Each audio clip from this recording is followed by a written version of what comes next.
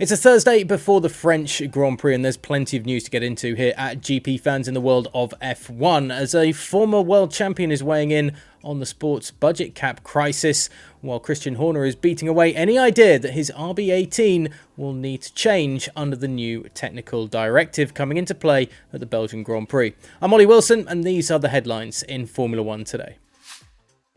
Former world champion Jacques Villeneuve has called for strong punishments for those that break the F1 budget cap this season. The cap for this year was set at $140 million US, but a number of teams held the belief that due to global inflation and freight costs, the budget for this season would have to be increased.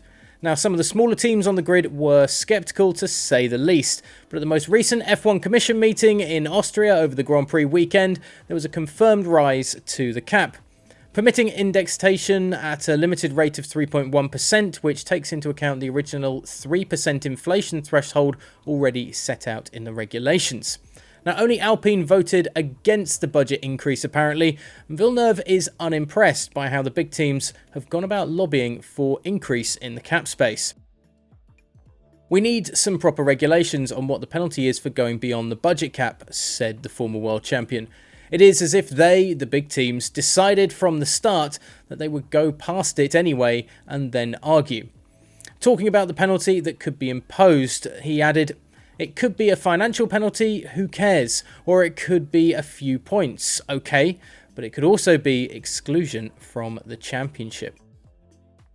So how far should any budget cap penalty go? Let us know in the comments section below. Back to the flexible floor debate, and Red Bull team principal Christian Horner doesn't feel the RB18 will need to make any amendments to its floor as the FIA prepares to implement its new flexible floor technical directive.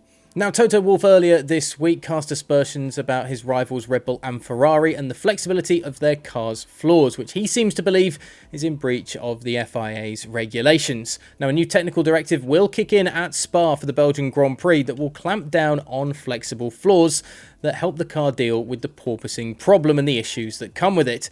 And it's believed that teams have been able to run cars lower to the ground through the use of a movable floor throughout this season so far, in particular around areas within the skid block, ensuring that the plank of wood suffers less wear than permitted and allowing for the front ride to be adjusted for performance gains. When asked about the technical directive and its possible impact on Red Bull, Horner said, "I believe, from what I'm told, I'm not even sure that we need to make any adaptations."